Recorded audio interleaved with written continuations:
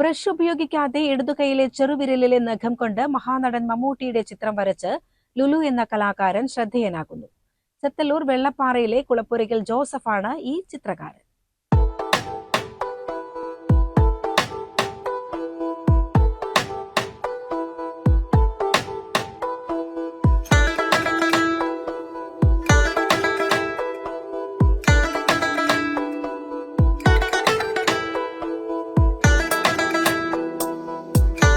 കഴിഞ്ഞ 26 വർഷമായി കരിങ്കലത്താണിയിൽ ലുലു ആർട്സ് എന്ന പേരിൽ ബോർഡുകളും ബാനറുകളും എഴുതുന്ന സ്ഥാപനം നടത്തുകയാണ് ജോസഫ്. എന്നാൽ നഖം ഉപയോഗിച്ചു വരച്ച മമ്മൂട്ടി ചിത്രത്തിലൂടെയാണ് അദ്ദേഹം സമൂഹ മാധ്യമങ്ങളിൽ തരംഗമായത്.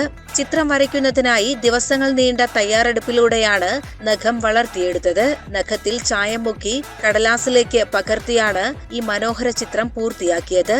വ്യത്യസ്തമായ ആർട്ട് വർക്കുകൾ സോഷ്യൽ മീഡിയയിൽ കണ്ടതോടുകൂടിയാണ് ലുലുവിനും തന്റേതായ വ്യക്തിമുദ്ര പതിപ്പിച്ച ഒരു നല്ലൊരു ചിത്രം വരയ്ക്കണമെന്ന് തോന്നിയത്. സാധാരണ വലതു കൈകൊണ്ടാണ് ചിത്രം വരയ്ക്കാറ് എങ്കിലും വ്യത്യസ്തമായി ഇടതുകൊണ്ട് വരയ്ക്കണമെന്ന് ആഗ്രഹം തോന്നുകയും കയ്യിലെ നഖം വളർത്തുകയും ചെയ്തു. വെറൈറ്റി ആയിട്ടുള്ള ആർട്ട് വർക്കുകൾ സോഷ്യൽ മീഡിയയിലൊക്കെ കാണുമ്പോൾ എനിക്കും അങ്ങനെ ചെയ്യാനൊരു ആഗ്രഹം ഉണ്ടായിരുന്നു കുറേ കാലമായിട്ട്. അപ്പോൾ ഞാനിങ്ങനെ കുറേ ചിന്തിച്ചു എന്താ ചെയ്യുക വെറൈറ്റി ആയിട്ട്.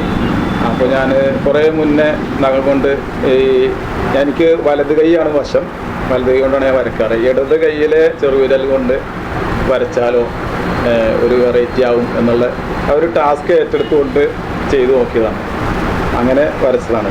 അപ്പോൾ പിന്നെ മമ്മൂട്ടിനെ വരയ്ക്കാനുള്ള കാരണം എന്ന് പറഞ്ഞാൽ സാധാരണ മോഡേൺ ആർട്ട് അല്ലെങ്കിൽ മറ്റ് പക്ഷികളോ മൃഗങ്ങളോ മറ്റ് ആർട്ടുകളൊക്കെ വരയ്ക്കുമ്പോൾ അതിൽ ശരിക്കൊരു ജീവനുള്ള ഇത് വരുന്നില്ല. അപ്പോൾ ജീവിച്ചിരിക്കുന്ന എല്ലാവരും അറിയുന്ന ഒരാളെ വരയ്ക്കുമ്പോഴാണല്ലോ വരച്ചത് ശരിയായി എന്നുള്ള ഒരു ഇത് വരുന്നത്, ഒരു ജീവൻ വരുന്നത്. അപ്പോൾ അതുകൊണ്ടാണ് മമ്മൂട്ടിനെ സെലക്ട് ചെയ്യാൻ കാരണം.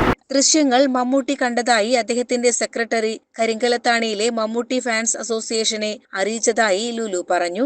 ഇതോടെ മമ്മൂട്ടിയെ നേരിൽ കാണാനുള്ള ആഗ്രഹത്തിലാണ് ലുലു ഇപ്പോൾ. പരേതനായ ആന്റണിയുടെയും എൽസമ്മയുടെയും മകനാണ് ലുലു.